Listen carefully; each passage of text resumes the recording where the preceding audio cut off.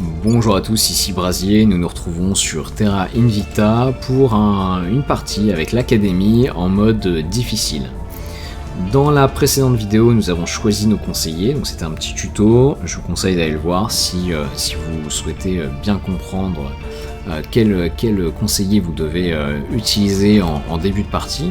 Et nous allons faire une deuxième vidéo sur premièrement le fonctionnement de la science, et puis nous allons lancer la partie. Alors, le fonctionnement de la science dans Terra Invicta. Contrairement à pas mal de jeux de stratégie, la science elle n'est pas propre à notre faction. On développe en parallèle 3 recherches, donc c'est la première ligne, la ligne du haut, où toutes les factions investissent, toutes les factions humaines j'entends, hein, pas les extraterrestres.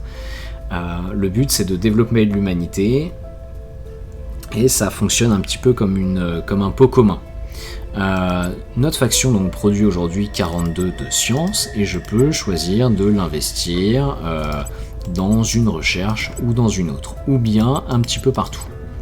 Ce qui va se passer, c'est que cette part là, elle va être divisée par le nombre de crans, on va dire, que je choisis.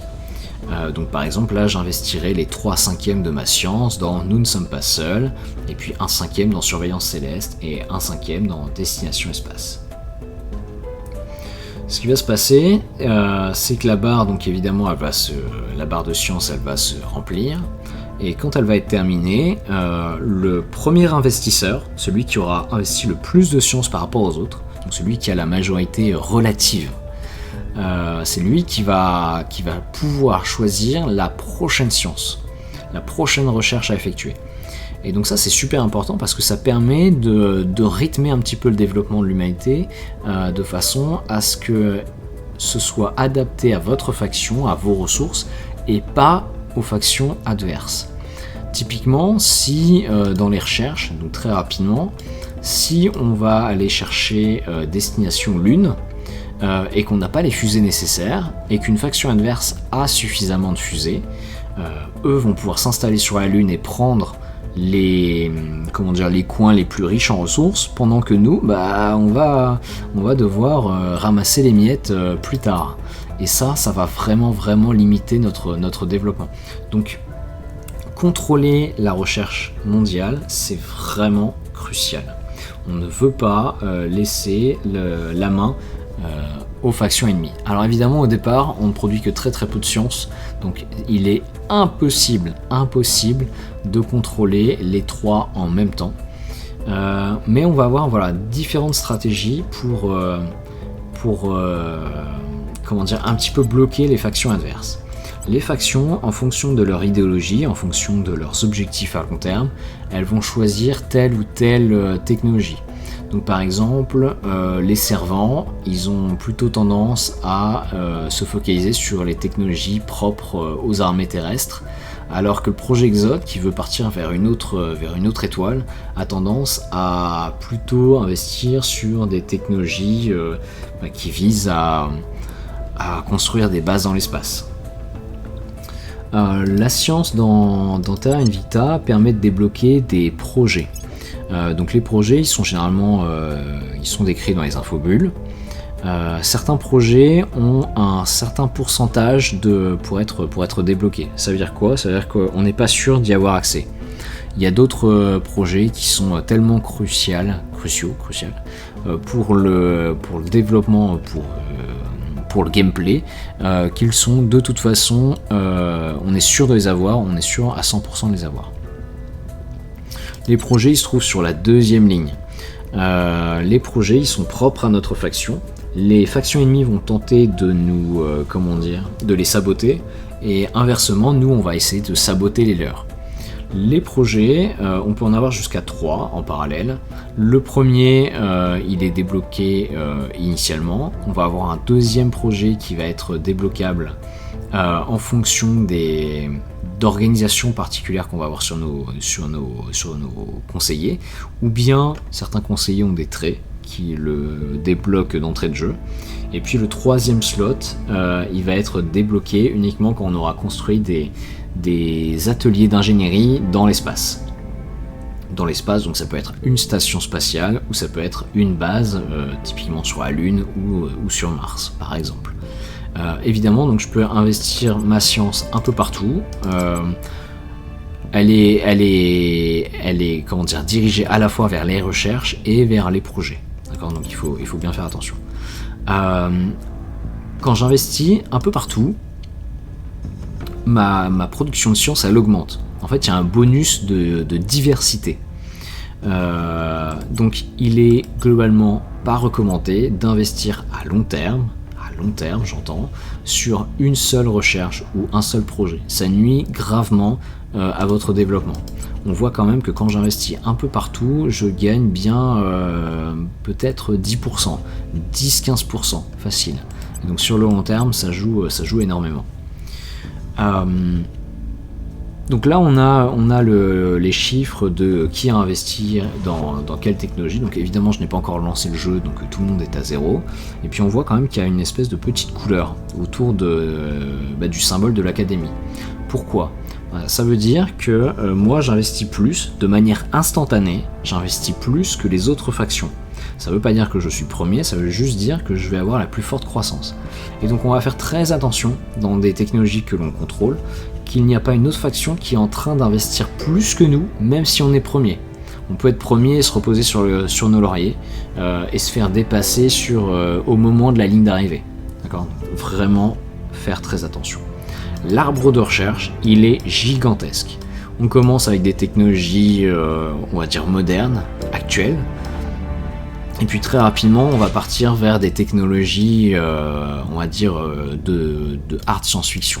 On va avoir l'informatique quantique, on va avoir de la fusion nucléaire, on va avoir des armes à plasma, on va avoir petit à petit des énergies propres, de la fusion proton-proton donc qu'on a dans le Soleil, ou bien on va pouvoir inverser le réchauffement climatique, ou produire de l'antimatière par exemple. Donc c'est tout ça qu'on va essayer de faire. L'arbre de technologie est assez complexe et derrière chaque technologie, il y a un certain nombre de projets. Donc certains projets, comme je l'ai dit, ne sont pas assurés. On va peut-être pouvoir les voler à d'autres factions qui arriveraient à les développer. Et de toute manière, si jamais on ne les avait pas, vers la fin du jeu, il y a des technologies futuristes qui permettent de refaire un jet de dés sur tous les projets que l'on aurait ratés. Je peux afficher tout l'arbre de technologie, d'accord, et là ça donne un arbre de technologie gigantesque. Heureusement, on n'a pas besoin de tout développer. Il y a une grande part des projets qui sont en fait des pièges, qui sont des pièges des développeurs. L'idée c'est qu'on a juste à se concentrer sur un certain nombre de projets qui pourraient nous intéresser. Certaines technologies sont même carrément inutiles ou complètement inefficaces. Il y a une fonction qui est très utile qui permet de rechercher. Alors, on peut rechercher dans les deux arbres, hein, donc attention à ce que vous utilisez, et puis on peut faire une recherche avancée. Comment ça fonctionne ? Par exemple, si je veux chercher fusion nucléaire, je vais avoir toutes les technologies qui ont fusion dans le nom. Donc ça peut être utile. Par contre, ça va pas me dire, admettons que je veux chercher quelque chose qui est en lien avec les points de contrôle. Si je cherche point de contrôle, j'aurai rien du tout. Par contre, il y a des projets en vrai qui permettent d'améliorer les points de contrôle. Donc là, je vais aller chercher plutôt dans utiliser recherche avancée. Et en fait, ça va aller chercher directement dans toutes les descriptions. D'accord ? Et si j'affiche tout l'arbre, ça permet en plus de rechercher dans tous les projets qui existent. Et donc évidemment, là, il y en a beaucoup. Donc on va essayer, évidemment, point, c'est pas forcément le meilleur terme. Mais par exemple, si je cherchais mission, contrôle de mission, alors je l'ai jamais utilisé en français, donc je ne garantis pas que ça fonctionne très très bien. Non, si, ça a l'air de bien fonctionner quand même. Avec contrôle de mission, je vais avoir tous les projets ou toutes les technologies qui sont en lien avec contrôle de mission.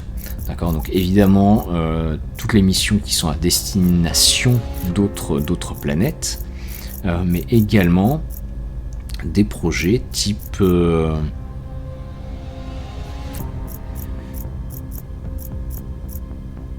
centre de recherche. Non, c'est pas celui-là.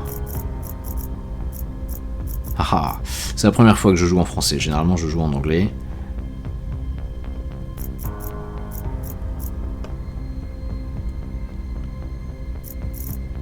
Tiens, je trouve pas. Bon, j'ai des centres opérationnels. Centre d'opération, voilà, c'est ça que je cherchais. Bref, on va en avoir un certain nombre. On a également les archives, c'est pas intéressant. Et puis dans les projets, on peut choisir d'en mettre certains en favoris, donc ils arrivent en haut de la liste, ou bien on peut les marquer comme obsolètes, et donc dans ce cas-là, ils peuvent disparaître. Dernier point, dernier sujet. Les bonus liés aux recherches. Donc il y a 7 ou 8 types de recherches différents dans Terra Invita qui vont être associés donc à un petit symbole, et on a des bonus qui sont liés d'une part aux modules, donc en fait c'est des laboratoires que l'on va construire dans l'espace, qui peuvent être liés aux conseillers en fonction de certains traits de personnalité. Par exemple, un astronome, il va générer un bonus sur toutes les technologies spatiales. Et puis, on va avoir des organisations qui vont elles aussi nous permettre d'avoir certains bonus. Ces bonus, ils se cumulent, ils s'additionnent normalement jusqu'à 50%, et puis au-delà de 50%, le bonus décroît, et décroît assez rapidement, assez fortement, quand ça évite de cumuler trop de bonus, tout simplement. Pour les projets, c'est exactement la même chose. On va avoir des projets qui sont associés à des sciences différentes. Et ce bonus, et le même bonus va s'appliquer. On va avoir un bonus supplémentaire qui va être les recherches d'ingénierie. Alors, je ne sais pas exactement comment ça s'appelle en français. Bon, c'est de l'ingénierie. On va avoir des bâtiments spéciaux dans l'espace, ou bien des sociétés particulières associées à nos conseillers qui vont nous donner ce bonus-là. Et lui, par contre, c'est sans limite. D'accord, donc on peut très bien monter à 200, 300, 400% sans malus. Ça veut dire quoi que quand vous avez 200% de bonus là-dessus? Ça veut dire que le projet vous coûte 3 fois moins cher. D'accord, plus de 100%, ça revient à diviser par 3, hein, c'est 1 plus 2. Et donc c'est très important de cumuler le plus de bonus d'ingénierie, le plus, disons que dès qu'on va commencer à en rechercher de manière massive. Dernier point, les bonus décroissent à mesure que l'on investit dans des sciences qui sont de même type. Donc là, par exemple, j'investis uniquement dans surveillance céleste, donc qui est une technologie spatiale. Et j'ai un bonus de plus 3%. Si jamais j'investis également dans destination espace, ce que je vais faire immédiatement, mon bonus il vient de descendre à plus 2%. Donc le jeu aime bien que l'on investisse dans des types de technologies différentes. Évidemment, c'est pas aussi simple. Premièrement parce que c'est pas nous qui choisissons toutes les technologies qui sont recherchées. Et puis par exemple si je vais vers la fin du jeu, on a quand même beaucoup de technologies qui sont liées à l'énergie. Malheureusement on va pas pouvoir choisir par exemple on va pas pouvoir choisir 3 types différents. Donc nos bonus vont être un petit peu entachés. Cette réduction de bonus, elle s'applique à la fois sur la recherche et sur les projets. D'accord, il faut considérer que c'est un tout. Et puis voilà. La production de science, elle est affichée par jour, malheureusement, alors qu'ici je l'affiche par mois. Moi je préfère afficher ici par mois. On peut changer dans les options du jeu, il suffit d'aller dans paramètres, jouabilité, et on pourrait afficher par les revenus par jour. Bon. Vous faites ce que vous voulez, moi je préfère par mois, ça permet de voir à peu près où on met les pieds à long terme. Dans un premier temps, je recommande quand même plutôt d'investir dans une seule recherche, et plutôt soit surveillance céleste, soit destination espace. Et moi je vais faire plutôt destination espace. Le but, il est triple. Premièrement, on concentre toutes nos recherches sur une seule technologie pour la sécuriser, de façon à ce que l'on contrôle la prochaine technologie recherchée. Deuxièmement, ça nous assure donc qu'on a une position de leader et on concentre on concentre les bonus.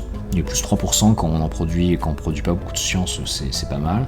Et puis troisièmement, ça va nous permettre d'orienter la prochaine recherche, ou en tout cas les recherches qui sont réalisées, vers quelque chose qui nous intéresse en début de partie.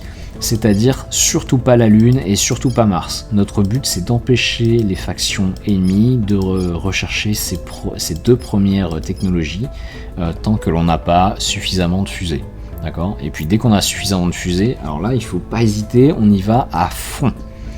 Au début, je vais plutôt essayer de rechercher... alors peut-être pas tout de suite habitat d'avant-poste, de toute façon l'IA va le faire d'elle-même. Par contre, on va aller rechercher... à terme, extraction et raffinage de minerais dans l'espace, parce que ça nous permet de faire des mines, d'accord ? Et les mines vont nous désensibiliser de notre besoin en boost. Pour l'instant, on n'est pas dans l'espace, donc tout ce qu'on doit toutes les bases que l'on doit construire partent forcément de la Terre et sont forcément envoyées à travers des fusées. Et les fusées, ça coûte horriblement cher. C'est vraiment le goulot d'étranglement au début de partie. Dès qu'on aura des mines dans l'espace, on pourra produire des bases directement avec les ressources que l'on va exploiter, d'abord sur la Lune. La Lune, c'est vraiment un tremplin, et puis ensuite sur Mars. Mars, c'est vraiment ce qui va nous donner un coup de boost, si je peux dire ça comme ça, pour établir notre économie. Donc, ce qu'on vise, c'est les mines ici. Ce qu'on va viser également, c'est éventuellement fuséologie chimique pour développer les sondes à forte poussée. Et puis, on va rechercher également, idéalement, à long terme, avant d'aller vers Mars, on va rechercher la fission nucléaire dans l'espace. L'idée, c'est de développer ensuite système de fission à cœur solide, pour avoir les cargos nucléaires. Ça, c'est essentiel. Et puis enfin, si on veut bloquer un petit peu nos ennemis, on peut choper une technologie et puis orienter la recherche mondiale vers économie après l'arrivée ou sociologie après l'arrivée. L'idée, c'est que on puisse débloquer marché additionnel. Et ça va rendre la marketplace, là où on achète des sociétés, beaucoup plus dynamique. Donc moi j'aime bien faire ça en début de jeu. Ça laisse les factions IA le développer avec leur propre science, et puis nous on essaie de contrôler les deux autres slots de recherche. Voilà, donc en début de jeu, destination espace. On va commencer la partie et puis je ferai un tuto dédié sur comment bien investir dans un pays, mais pour ça il va falloir d'abord prendre un point de contrôle. Ce sera beaucoup plus facile d'expliquer avec les maths qui sont derrière. Dans Terra Invicta, il y a 3 openers qui étaient intéressants avant. Le premier opener c'était la France. Le deuxième opener c'était le Kazakhstan, et puis le troisième opener c'était les États-Unis. Et puis assez rapidement on pouvait également essayer de s'installer en Chine. Malheureusement aujourd'hui il n'y a plus ces openers, il ne reste que les États-Unis voire la Chine qui sont intéressants. Le Kazakhstan, en étant allié avec la Russie, produisent beaucoup moins de fusées en 2026, et puis la France de Macron est également à la ramasse en termes de programme spatial. Donc le seul qui reste vraiment valable, ça reste les États-Unis. Les États-Unis ne sont pas prenables, disons dès le premier tour. on a 2% de succès en investissant toute l'influence qu'on a. Donc on va pas faire ça. Ce qu'on va faire, c'est essayer de prendre d'abord le Mexique et le Canada.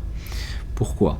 Bon, premièrement parce que c'est facile de le faire, et deuxièmement parce que une fois qu'on tiendra ces pays, une fois qu'on aura des points de contrôle dans ces pays, on aura des bonus du fait des bonus d'adjacence pour les missions que l'on va faire aux États-Unis. Donc on commence par prendre ces pays. Je pense que c'est trop compliqué. Ouais, c'est trop compliqué de contrôler la nation canadienne dès le début. Ready for my mission. C'est très compliqué. Par contre, je vais essayer de payer un tout petit peu d'influence. Est-ce qu'on va croiser les doigts pour choper un premier point de contrôle au Canada avec contrôle de nation. Contrôle de nation. We'll bring this nation to our side. Et le premier tour de jeu, entre la première mission, va durer 1 semaine. J'en gagne 1,96 par jour, donc d'ici 7 jours j'en aurai 14 de plus, donc je devrais arriver. Ah, je pense qu'il va m'en manquer.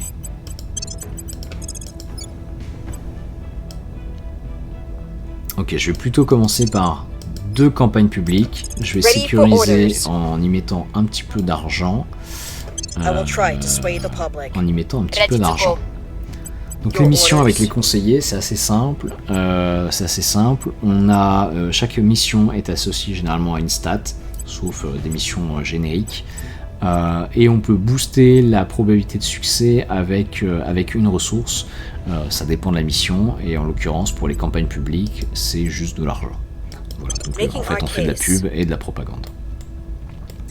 Et on se retrouve dans un 3e tuto dans quelques instants, où je vais expliquer comment fonctionnent les investissements dans une nation particulière, dès qu'on aura un premier point au Canada. Merci d'avoir suivi, c'était Brasier sur Terra Invicta, à très bientôt.